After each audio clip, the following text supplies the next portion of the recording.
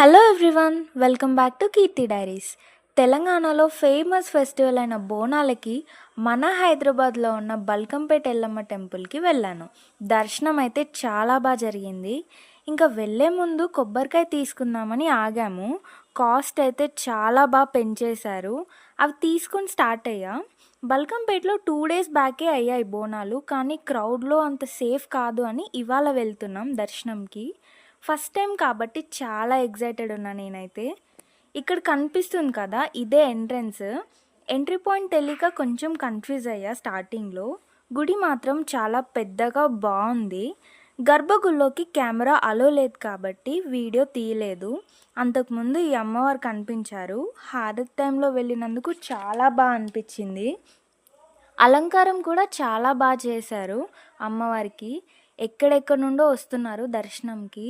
ఇట్లా ముడుపులు కట్టి వాళ్ళ కోరికలు కోరుకుంటున్నారు. అక్కడ కనిపిస్తుంది కదా, అదే గర్భగుడికి ఎంట్రన్స్. అందరూ మొక్కుకుంటున్నారు కదా. లోపల వ్యూ ఇది.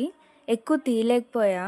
ఈ ప్లేస్ ఎదురుగా ఉన్నారు అమ్మవారు. నిజంగా అక్కడ ఉందా అన్నట్టుంది అమ్మవారు. హారతి టైంలో రావడం అదృష్టం కదా.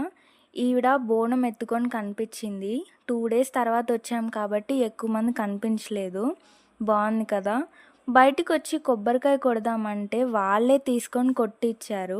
ఎక్కడో కొని ఎవరికో ఇచ్చి కొట్టించడం ఏంటో కదా, ఈ కాన్సెప్ట్ నాకు అస్సలు నచ్చదు. కానీ గుడికి వెళ్ళినందుకు పీస్ఫుల్గా అనిపించింది.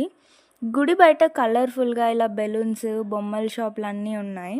ప్రసాదం కౌంటర్ దగ్గర ఓన్లీ క్యాష్ మాత్రమే యాక్సెప్ట్ చేస్తున్నారు. యూపీఐ లేదంట. కొనలేకపోయాం ఇంకా. బయట అమ్మవారికి చీరలు పెట్టడానికి ఇలా షాప్స్ అవన్నీ పెట్టారు. ఇంకా ఎగ్జిట్ దారిలో ఇలాంటి షాప్స్ అన్నీ ఉన్నాయి. చిన్నప్పుడు ఈ షాప్స్ చూస్తే చాలా ఎగ్జైట్మెంట్ ఉండేది కదా, అది ఇది కొనుక్కోవాలని. వచ్చే దారిలో చాలా గుళ్ళు కనిపించాయి. ఈవినింగ్ ప్రశాంతంగా అనిపించింది.